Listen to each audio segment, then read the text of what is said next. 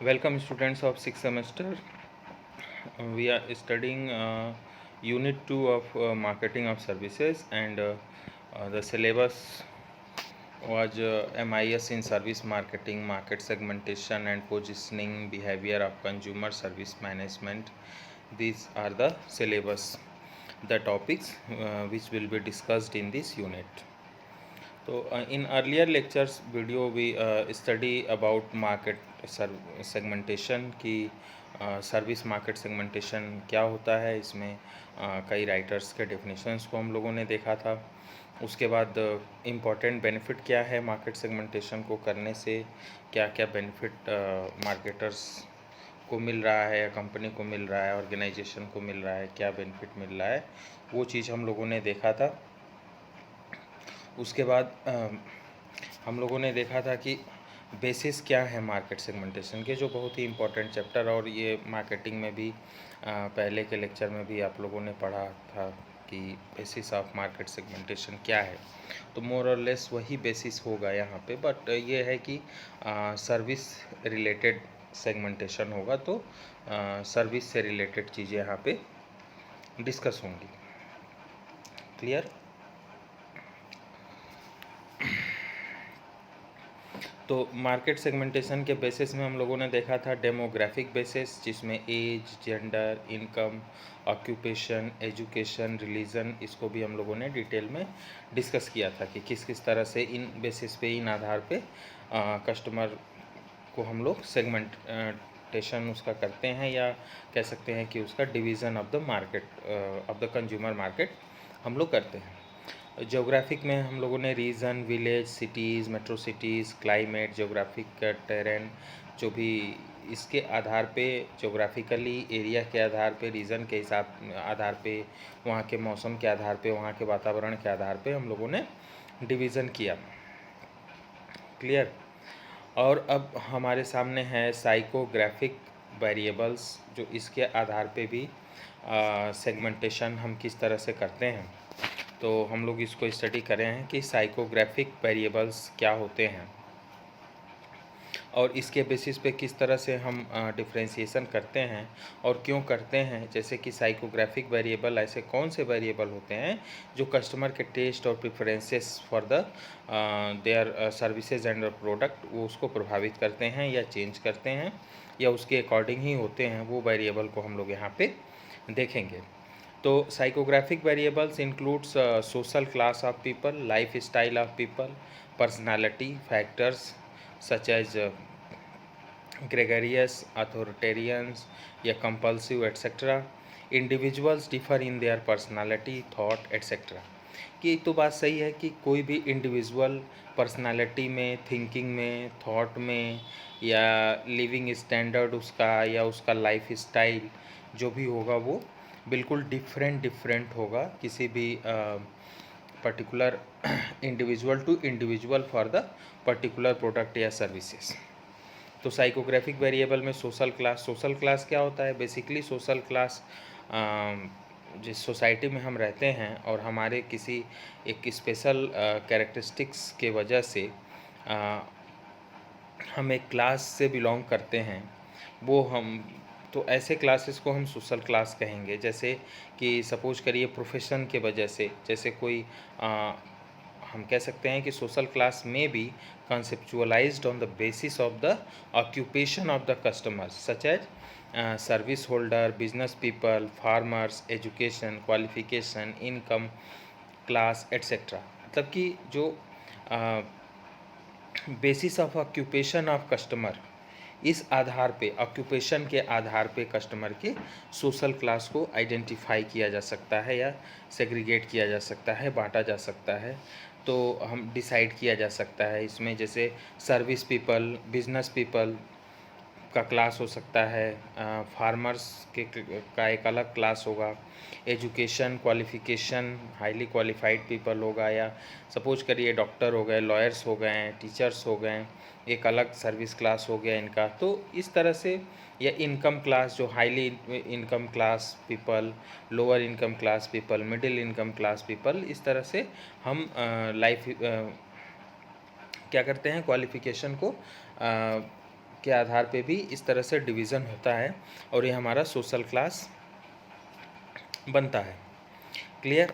तो साइकोग्राफिक मतलब कि साइकोलॉजिकली ये ट्रेट्स हैं जो सेगमेंटेशन के लिए जिम्मेदार होते हैं।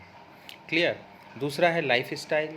ये क्या करते हैं? ये आपका overall manner in which person live and spend time and money, मतलब कि जैसे एक ओवरऑल मैनर है जो सोसाइटी को दिख रहा है या जो समाज में दिखाया जा रहा है किसी इंडिविजुअल के द्वारा कि वो किस तरह से रह रहा है और किस तरह से अपना समय व्यतीत कर रहा है, किस तरह से वो अपना पैसा खर्च कर रहा है, तो हम कहेंगे ये that is his life style.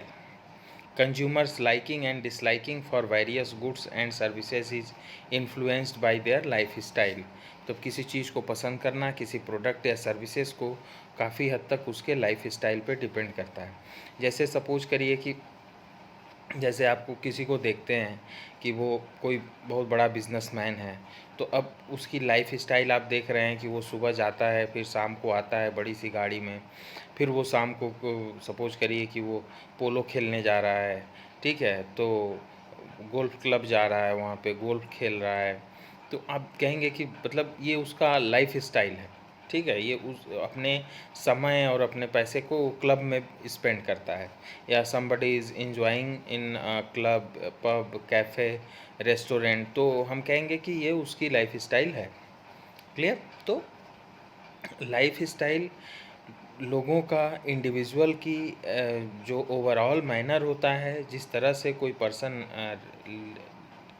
Living in the society and we can say कि स्पेंड टाइम एंड मनी, तो वो उसका लाइफ स्टाइल होगा। और काफ़ी हद तक लाइकिंग एंड डिसलाइकिंग ऑफ जो प्रोडक्ट होगा वो उसके लाइफ स्टाइल पे भी डिपेंड करेगा। क्लियर? पर्सनालिटी, जैसे it covers the characteristics such as dominance, aggressiveness, objectivity, achievements, motivation person which influence buyer behaviour. जैसे कोई डोमिनेंस पर्सनालिटी का है, कोई एग्रेसिव पर्सनालिटी का है, कोई ऑब्जेक्टिविटी लिए हुए होता है, कोई अचीवर्स है, कोई मोटिवेटर्स है, तो ये सब पर्सनालिटी जो है वो बायर्स के बिहेवियर को इन्फ्लुएंस करते हैं। मतलब जैसा पर्सनालिटी होगा, कोई बहुत मोटिवेटेड पर्सनालिटी है तो वो किसी भी चीज़ के लिए वो सेल्फ मोटिवेटेड रहेगा, वो अपने ज़रूरतों के हिसाब से जो भी प्रोडक्ट डिसाइड करेगा उसके लिए वो खुद भी मोटिवेटेड रहेगा कि हाँ, I need this product and I have to buy, I have to purchase, and also he decide कि when to purchase, how to purchase.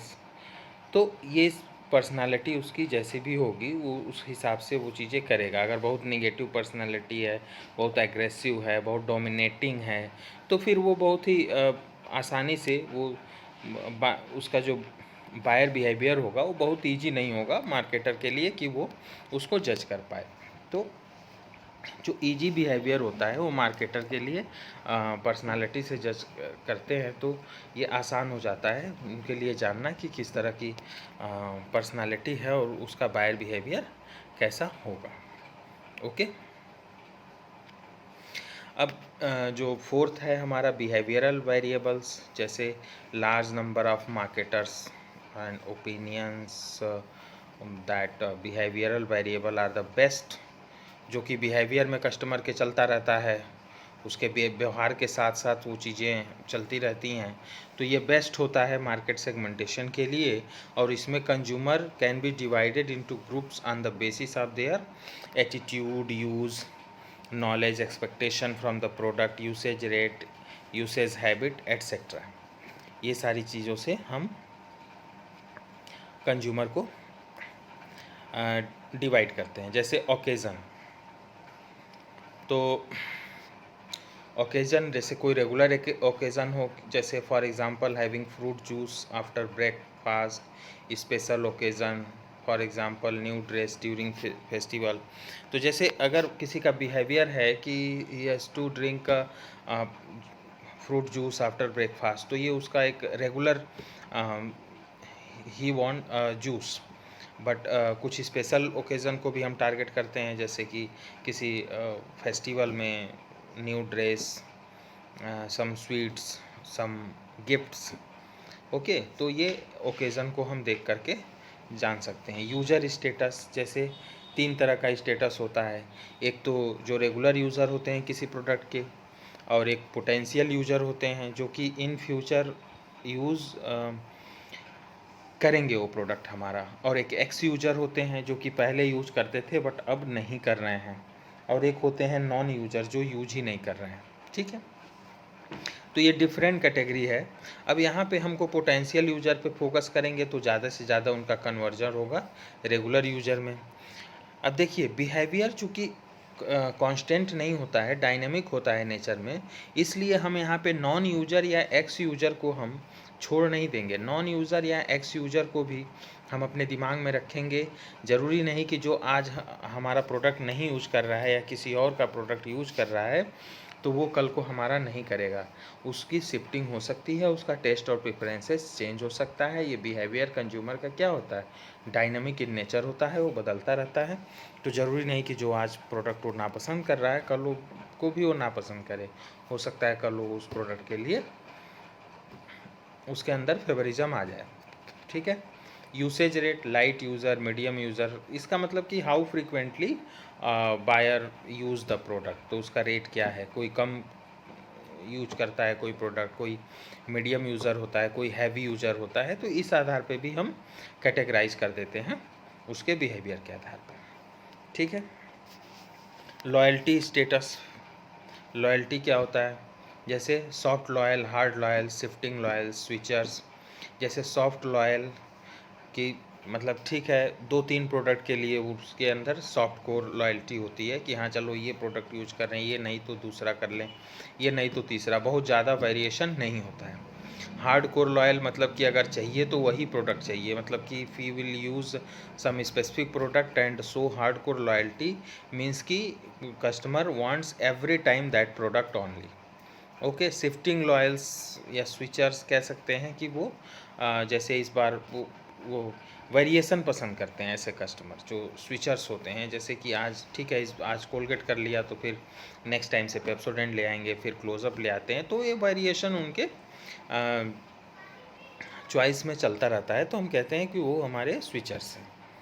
ठीक है, तो इस तरह से हम इनको भी कैटेगराइज करते हैं। एटीट्यूड पॉजिटिव हो सकता है, नेगेटिव हो सकता है, इंडिफरेंट हो सकता है, अलग अलग हो सकता है सबके लिए, या एक ही तरह का एटीट्यूड हो सकता है। तो ये भी प्रोडक्ट और सर्विसेज के लिए जो एटीट्यूड होगा वो भी उसके लिए कस्टमर का बिहेवियर पॉजिटिव, नेगेटिव, या कस्टमर को उसके परचेजर बनाने के लिए काफ़ी हद तक जिम्मेदार होते हैं। क्लियर? तो अब हमारा मार्केट सेगमेंटेशन का जो रिक्वायरमेंट्स है ये भी पूछा जा रहा है 3 नंबर में, 5 नंबर में एक क्वेश्चन भी लगातार पूछा जा रहा है, तो हम लोग इसको भी देखेंगे कि रिक्वायरमेंट्स या क्राइटेरिया फॉर मार्केट सेगमेंटेशन क्या है। तो for the market segmentation to be effective, useful and meaningful following requirements, तो वो हैं identify, sustainability, accessibility, measurability.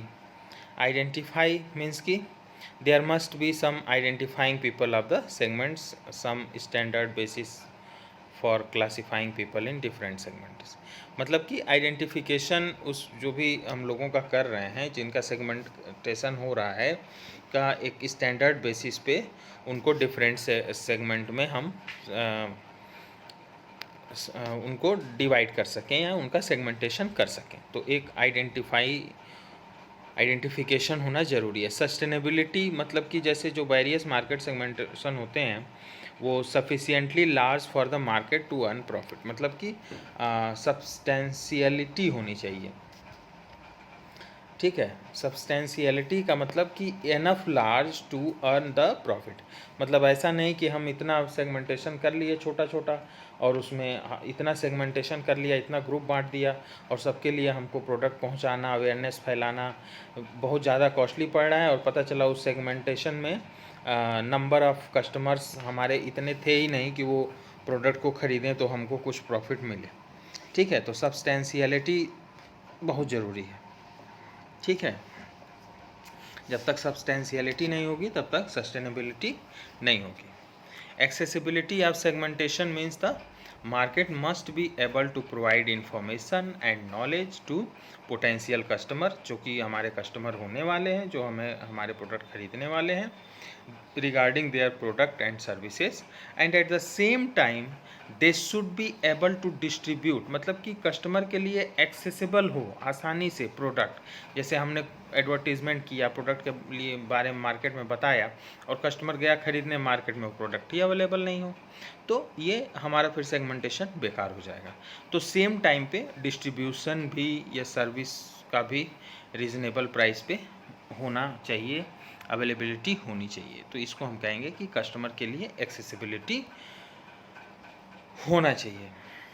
Measurability, measuring the size of the market and the changes in the consumer behaviour of the various segmentation should be possible, जिससे कि segment should be capable of providing accurate measurement of changes taking place among the consumers, कि जैसे किस तरह का, जैसे measurability नहीं होगी तो कंज्यूमर का जो चेंजेज होंगे टेस्ट में, प्रेफरेंसेस में, एरिया में, लोकेशन में, इनकम में, बिहेवियर में, जो भी चीज़ें हो रही हैं वो हम मेजर नहीं कर पाएंगे, तो फिर हम उनके लिए सेगमेंटेशन हम नहीं रख पाएंगे। जैसे the segment of a market for a car is determining by a number of consideration such as, तो एक मेजरेबिलिटी हर सेगमेंट के लिए होना चाहिए। जैसे कार खरीदने वाले कस्टमर की हम अगर मेजरेबिलिटी की बात करेंगे तो सबसे पहले उसका स्टेटस, इकोनॉमी की बात करेंगे कि हाँ वो पैसा कितना कमाता है, फिर उसका स्टेटस क्या है, तो स्टेटस के अकॉर्डिंग उसकी लाइफ स्टाइल पता चलेगी, तो लग्जरी कार लेगा या सिंपल कार खरीदेगा।